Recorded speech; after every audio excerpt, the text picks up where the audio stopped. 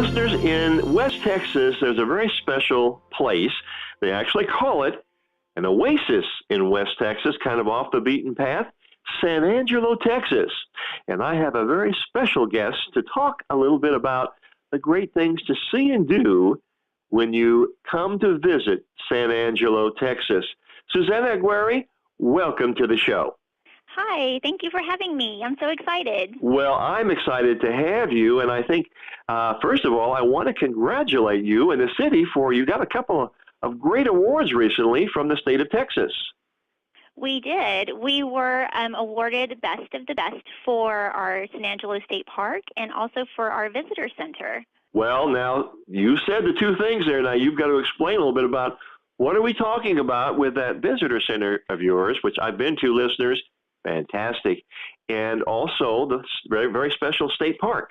Yes, our state park is actually home to the Longhorn herd, the state herd, and so we do tours of the park, and we actually have a baby longhorn and a baby bison right now, so it's a really fun time to visit. And there's just a lot of activities out there. They have the tracks out there, the prehistoric tracks, so there's just a lot of really cool things to see in our state park and enjoy the nature. And then, of course, our visitor center is on the Concho River, so it's a great view. It's got lots of, it was actually built with things from the area, so limestone, mesquite, things are in there, and it's just a great place to stop in and check in and see what's going on in the community. So I definitely encourage you to stop by there if you're in town. Well, now that brings up to the next question, Susanna. And, of course, I'm going to have some questions for you here because, listeners, I've been to San Angelo, and I'd like to have Susanna share with you some of the great opportunities that are in San Angelo when you visit. What is some of the great attractions that you would enjoy going to see in San Angelo? Well, we actually are a great historic city, a lot of nature-based tourism as well. So some of the things that you would really enjoy to see while you were here would be Fort Concho Landmark, which is a fort that was built in the 1800s, and it was home to the Buffalo Soldiers. It's one of the best-kept forts in the country, so you definitely want to stop by there and see the history that that holds. We also have a beautiful international water lily collection, which you wouldn't expect to find in this part of the country, but it's got several hundred different types of lilies there, so you definitely want to check that out, and it's peak time in September. Of course, our state park, like I mentioned, is a really neat place to visit in our visitor center. We also have one of the only bordello museums, so you definitely have to stop by and check that out, and also hear the story about the Concho pearl, which is found in our river. And then, of course, see our beautiful river walk, which has been named one of the greatest places in America and Texas as well. So it's just really a neat step back in time and also just a slower pace. So it's really a neat community to visit. When you think of Texas, listeners, this is a place to go to. It really does step back in time, as Susanna says, to go back to another era, and tells a story of Texas when you think you see Texas with all the Western movies that are out and about. Well, Susanna, you also have some great events throughout the year. You might share that with our listeners also.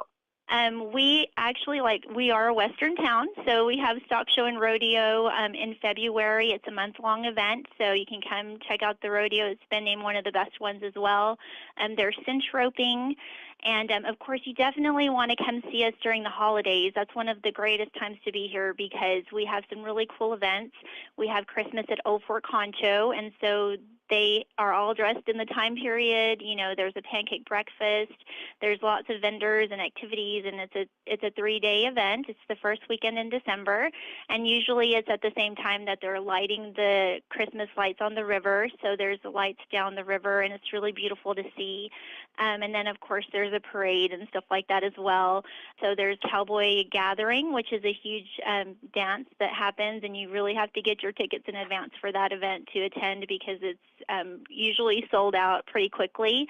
And then, of course, we have Simply Blues Texas Festival, which they close down one of our downtown streets, and it's like 10,000 people and blues music all weekend long, and it's really a fun event. So we definitely would love for you guys to come see us for that.